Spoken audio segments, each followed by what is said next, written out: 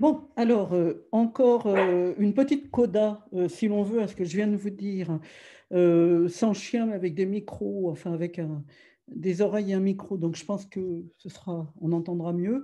Je prends tout simplement l'article Prix Goncourt de Wikipédia, afin de vous prouver à quel point la littérature blanche est sexiste et comment le sexisme est constitutionnel de son système, que ce soit bon, cette petite expérience de harcèlement dont je vous ai parlé, c'est-à-dire où on ne considère pas la jeune écrivaine en tant qu'autrice, mais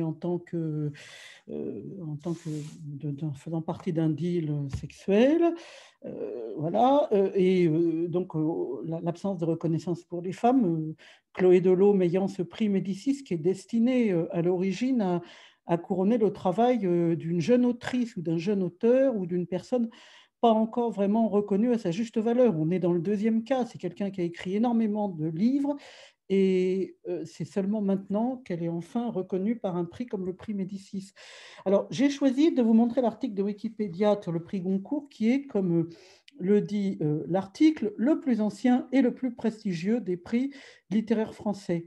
Donc, gageons que quand on va regarder non seulement la liste des membres actuels de l'Académie Goncourt, il est clair qu'on a une présence majoritaire de Pierre, Philippe, Patrick, Pascal, Didier.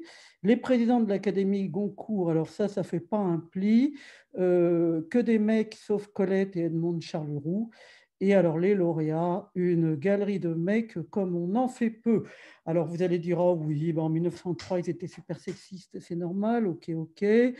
D'accord, Marcel Proust, voilà, Henri Bérard, Maurice Machin, Henri Truc, Roger, Joseph. Ah, on arrive en 38, bon, des mecs, des mecs. Elsa Triolet en 44, bing. Et c'est reparti pour les mecs, Bory, Gauthier, Curtis, Druon, gna gna, Robert Merle, blablabla, Simone de Beauvoir. Et ça reprend avec les mecs, Roger Vaillant, Francis André. Oh, de temps en temps, alors attribué, mais non décerné à l'auteur en raison de son passé politique, il y a des choses extraordinaires.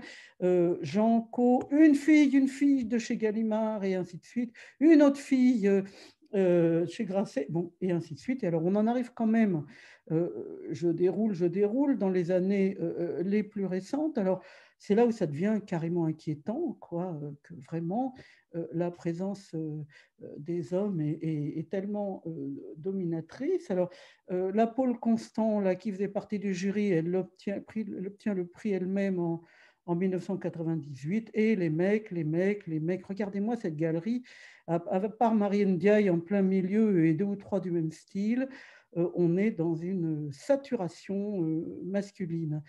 Alors voilà, donc c'était simplement pour vous montrer ça par preuve. Alors maintenant, on va réfléchir 2 minutes là-dessus. Pourquoi? Eh bien, c'est tout simple. Puisque nous sommes dans une société patriarcale et que la littérature blanche a pour vertu principale la valorisation et le prestige, et non pas la lecture. La lecture est rarement intéressante, hein. Il s'agit en général de... Il arrive qu'il y ait de bons bouquins, je ne dis pas, mais en général, c'est plutôt du thé léger, vous voyez, une espèce de truc qui ferait pas de mal à une mouche. Il y a pas d'engagement, il n'y a pas de puissance. Voilà, je compare ça à du thé léger. C'est des trucs pour être, je sais pas, pour frimer, pour être à la télé, pour avoir des rires de gorge, pour poser des questions idiotes, pour écouter des réponses toutes faites et tout aussi idiotes. Enfin, bon, je veux dire, c'est tout un système basé sur la valorisation. Donc, il est frappant de voir qu'on demandera aux filles d'être féminines, notamment regarder les photos faites par les photographes, qui sont en général tous masculins, les photos d'auteurs. Alors le mec, il est représenté avec son poing sur la mâchoire, des yeux sombres, un air viril, et on ne cache aucun détail de son visage. Enfin, il y a pas d'embellissement, alors que les filles sont photoshopées à donf, elles ont les cheveux qui volent grâce à quelques systèmes de ventilation. Enfin, elles ont du cheveu, elles ont du sourire, elles ont du truc et du machin. Autrement dit, elles sont censées quand même assumer une position féminine. Alors certaines essaient de se battre naturellement contre ce cliché, mais combien y a-t-il de photographes femmes contre des photographes hommes dans la spécialisation des photographes d'auteurs? Il n'y en a pas tant que ça. Et c'est pour ça qu'il y a eu Laurence Pratt, une photographe, qui avait fait à un moment des photos de toutes les autrices de l'édition X. À l'époque, il n'y avait pas encore d'auteurs, il n'y avait que des autrices. Après, il y a eu quelques auteurs qui se sont rajoutés. Mais disons que c'était quand même étonnant, cet album de photos, car les femmes étaient photographiées d'une façon neutre, enfin pas sans augmenter leur soi-disant coefficient de féminité. Et c'était frappant à voir. C'était très intéressant, cet album d'autrices de la maison X, IXE, dirigée par Auristel Bonis, qui toutes, disons, étaient photographiées normalement et non pas comme si c'était des femmes avant tout, comme si elles étaient des schtroumpfettes, c'est-à-dire qu'elles étaient des femmes et que c'était tellement important que leur qualité d'autrice passait complètement derrière ce choix des photographes masculins de représenter une telle apparence hyper féminine. Donc, vous voyez, on baigne dans le sexisme le plus grand pour la bonne raison que tout ça se mord la queue, c'est-à-dire être homme étant valorisé, et ben du coup, la valorisation rejaillit sur les hommes. Vous voyez comment ça tourne complètement en rond et ça exclut complètement naturellement les femmes qui sont tenues d'être des femmes, d'écrire des petites choses et de se tenir à leur place. Hein. C'est à peu près ça. Donc, il faut bien voir que des systèmes comme la littérature blanche fonctionnent de façon structurelle, de façon sexiste. Alors évidemment, vous aurez de temps en temps la femme ou la noire. Enfin, vous voyez, une façon de mettre en avant, exactement comme dans les films américains de jadis, où à un moment on a été obligé d'avoir un noir par film. Vous vous rappelez cette histoire? C'est celui qui se fait dévorer le premier par l'anaconda, naturellement.